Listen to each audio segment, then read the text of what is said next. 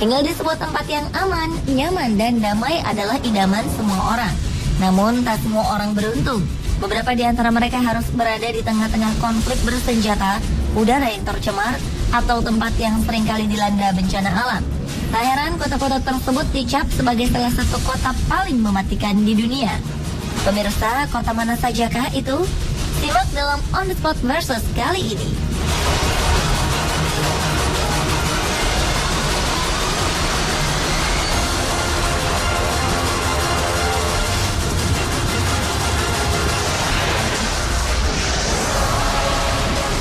Ada berbagai macam alasan mengapa sebuah kota dianggap sebagai kota yang mematikan. Di antaranya adalah tingginya kasus kekerasan yang terjadi. Salah satunya adalah San Pedro Sula. Kota terbesar kedua di Honduras ini merupakan tempat di mana insiden baku tembak dan kekerasan sangat sering terjadi. Setiap malam, petugas militer harus berpatroli di jalan-jalan San Pedro Sula untuk mencegah terjadinya peristiwa pembunuhan. Namun tak jarang keberadaan mereka justru menjadi sasaran empuk. Di kota ini peristiwa berdarah memang telah menjadi hal yang sangat biasa. Selama 2 tahun berturut-turut, San Pedro Sula menempati peringkat teratas dalam daftar 50 kota dengan kekerasan tertinggi di seluruh dunia. Rata-rata terjadi 169 pembunuhan setiap 100.000 penduduknya.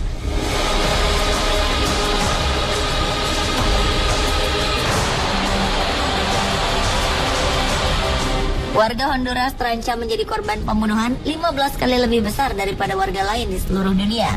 Wajar saja San Pedro Sula serupa neraka. Kota dengan jumlah penduduk miskin mencapai 70% ini telah lama dikuasai kartel narkoba dan kelompok bersenjata. Di lain sisi, kepolisian tidak efektif dan cenderung korup. Kelompok bersenjata paling mematikan di kota San Pedro Sula dikenal dengan sebutan Maras. Kelompok ini tak segan membunuh demi menjalankan bisnis haram mereka, yaitu menjual narkoba. Tak jarang kelompok ini direkrut kartel narkoba dari Meksiko untuk menjadi pembunuh bayaran. Pemerintah Amerika Serikat juga aktif mendeportasi imigran kriminal sehingga mendorong munculnya masalah di Amerika bagian selatan. Beberapa tindak kriminal ini akhirnya terjadi di Honduras, di mana penegakan hukum tidak berjalan maksimal akibat minimnya aparat. Pihak berwenang telah meluncurkan operasi kilat di San Pedro Sula untuk menekan tindak kekerasan dengan menghadirkan polisi dan tentara. Sejumlah warga percaya bahwa peningkatan aparat keamanan mampu menekan angka kekerasan yang terjadi. Namun sayang, upaya ini hanya berdampak kecil dalam menurunkan angka pembunuhan.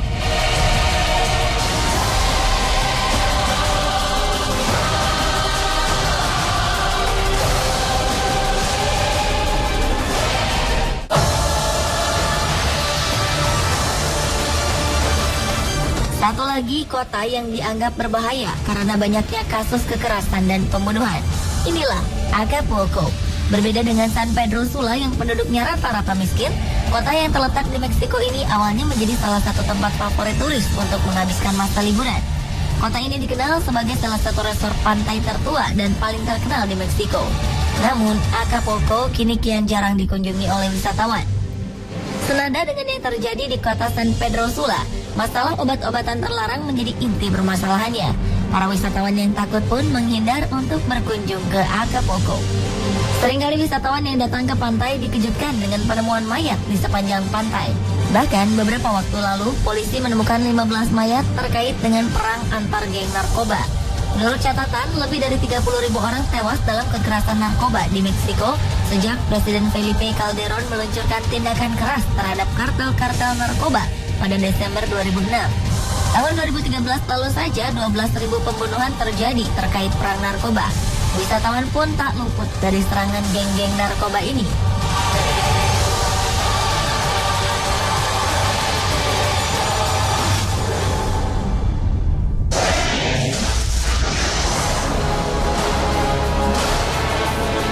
Selain dinilai mematikan karena kasus kekerasan, kota dengan tingkat pencemaran yang tinggi juga merupakan ancaman bagi warganya. Terlebih apabila udara yang kita hiruplah yang tercemar. Kota dengan polusi tinggi membuat tingkat kematian lebih tinggi 15 hingga 20% dari kota yang relatif bersih. Dan kota Ahwaz di Iran menjadi salah satu kota dengan tingkat polusi tertinggi di dunia. Di kota ini tingkat polusi berada pada kisaran angka 300. Bahkan menurut sebuah sumber nilai tertingginya mencapai 372. Angka ini menurut WHO termasuk sangat tidak sehat. Dengan kondisi ini, awas termasuk dalam kategori beracun dan tidak layak untuk ditinggali. Namun anehnya jumlah penduduk kota ini memiliki angka pertumbuhan yang cepat. Pencemaran udara di Awas dipicu oleh buangan bahan bakar kendaraan berkualitas rendah serta industri berat seperti minyak dan gas. Dampaknya beberapa spesies burung nyaris punah. Selain itu dilaporkan bahwa kasus kanker paru-paru kian meningkat.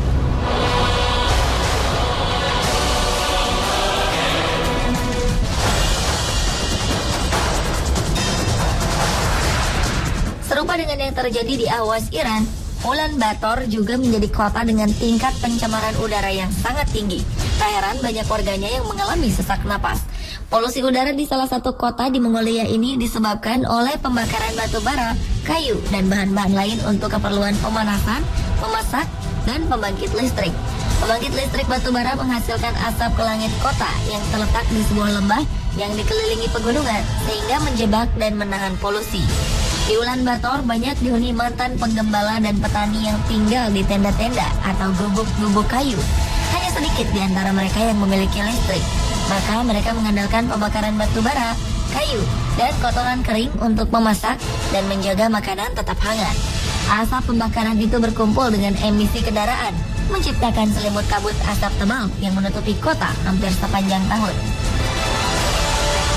Dengan tingkat polusi udara 14 kali lebih tinggi dari standar WHO, jumlah kematian prematur, bronkitis kronis, pernapasan, dan penerimaan pasien di rumah sakit meningkat pesat. Pemerintah telah berusaha untuk mengurangi masalah dengan memperkenalkan langkah-langkah seperti pembersih berbasis batu bara, bahan bakar, dan kompor modern untuk mengatasi krisis polusi. Pemerintah kota Ulaanbaatar juga menyiapkan dana yang cukup besar untuk mengembangkan bus rapid transit system.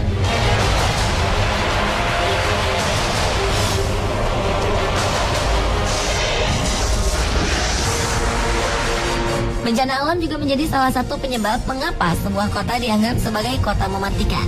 Salah satunya adalah kota Gonaives di Haiti. Kota ini menjadi kota yang paling banyak disapu topan dan badai. Bahkan dalam 1 bulan, kota ini sempat diamuk 4 buah badai besar, yaitu badai tropis Faye, badai Gustav, badai Hana, dan badai Ike pada tahun 2008. Ratusan orang meninggal, sedangkan diperkirakan 250.000 warganya terdampak. Topan tropis Hana menelan korban jiwa 61 orang dan menyebabkan banjir setinggi beberapa meter. Sebagian besar kota itu terkubur di bawah lumpur atau tenggelam dalam air kotor yang berdiri 12 meter di beberapa tempat. Pada tahun 2004, Topan Jean juga pernah menyapu kota ini dan menelan korban lebih dari 3.000 orang. Gonaives menjadi salah satu kota yang rawan badai dan banjir karena kota ini berada di pesisir. Penduduk setempat yang menggunakan kayu untuk bahan bakar sering menebangi pohon di sekitar bukit. Semakin gundulnya lahan, membuat banjir dan longsor mudah sekali datang, serta memperburuk keadaan ketika badai datang.